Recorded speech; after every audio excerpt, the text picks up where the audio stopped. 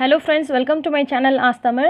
இன்னைக்கு நம்ம சேனல்ல பார்க்க போற டிப்ஸ் பாத்தீங்கன்னா நம்ம வீட்ல இருக்கக்கூடிய இரும்பு பொருட்கள்ல படிஞ்ச துருவ வந்து எப்படி ஈஸியா நம்மளே வீட்ல உள்ள இன்கிரிடியன்ட்ஸ் வச்சு ரிமூவ் பண்றது அப்படினு தான் பார்க்க போறோம். நார்மலா பாத்தீங்கன்னா அந்த சுத்தி, cutting blade, cutter, cutting machine, spanner, கத்திரிக்கோல், கத்தி, ஆணி, நெட்டு, ஸ்க்ரூ டிரைவர் இந்த மாதிரியான பொருட்கள்லாம் பார்த்தீங்கன்னா அப்படியே நம்ம கொஞ்ச நாள் யூஸ் பண்ணாமல் விட்டோம் அப்படின்னா அப்படியே பார்த்தீங்கன்னா துருவா பிடிச்சி போயிடும். இது மட்டும் இல்லாமல் இன்னும் சில பொருட்களில் கூட துரு பிடிச்சி போயிடும். ஸோ நான் இப்போ சொல்லக்கூடிய இந்த டிப்ஸை வந்து நீங்கள் யூஸ் பண்ணி உங்கள் வீட்டில் இருக்கக்கூடிய பொருட்களில் உள்ள துருவை வந்து உங்களால் நீக்கிற முடியும் ரொம்ப ஈஸியாக. ரொம்ப சிம்பிளான வேலை தான் இது. ஸோ ஃபஸ்ட்டு நம்ம என்ன யூஸ் பண்ண போகிறோம்னு பார்த்தீங்கன்னா ஒயிட் வினிகரில் நம்ம நார்மலாக வந்து சமைக்கிறதுக்கு யூஸ் பண்ணுவோம்ல அந்த வினிகர் தான்.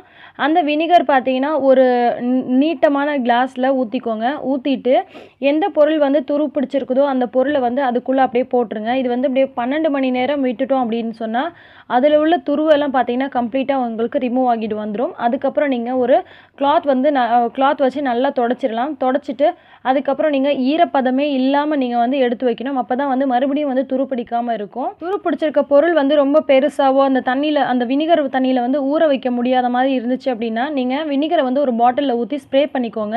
ஸ்ப்ரே பண்ணிவிட்டு அதை ஒரு 10 மணி நேரம் 12 மணி நேரம் கழித்து நீங்கள் மறுபடியும் வந்து கிளாத்தால் தொடச்சி வச்சிட்டிங்க அப்படின்னாலும் உங்களுக்கு நல்லா ரிமூவ் ஆகிடும்.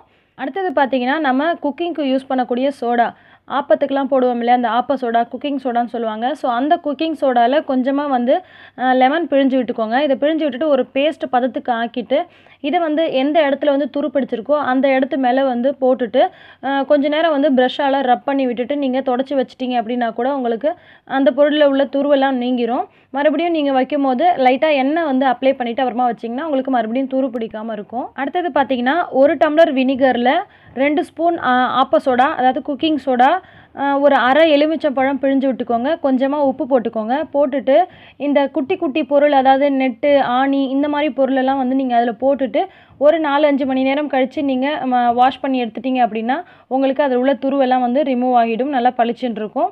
அதுக்கப்புறம் நீங்கள் நல்லா தொடச்சிட்டு ஒரு டப்பாவில் போட்டுட்டு கொஞ்சமாக வந்து பவுடர் தூவி விட்டுருங்க.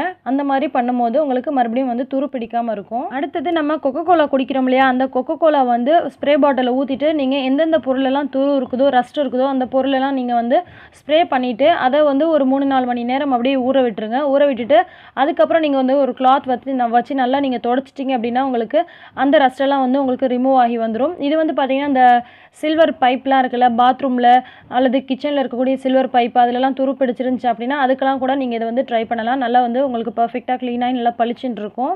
அதுக்கப்புறம் பார்த்தீங்கன்னா ரஸ்ட் ஸ்ப்ரே அல்லது ரஸ்ட் ரிமூவர் அப்படின்னு சொல்லிட்டு உங்களுக்கு கடைகளில் விற்குது.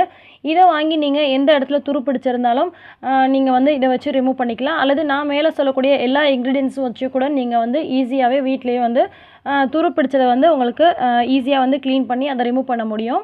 இந்த வீடியோ உங்களுக்கு யூஸ்ஃபுல்லாக இருந்துச்சுன்னா லைக் பண்ணி மற்றவங்களுக்கும் ஷேர் பண்ணுங்கள். இன்னும் பல சூப்பரான பெஸ்ட் டிப்ஸ் அண்ட் ஐடியாஸ் உடனுக்குடன் தெரிஞ்சுக்க ஆஸ்தமிழ் சேனலை சப்ஸ்கிரைப் பண்ணி வச்சுக்கோங்க.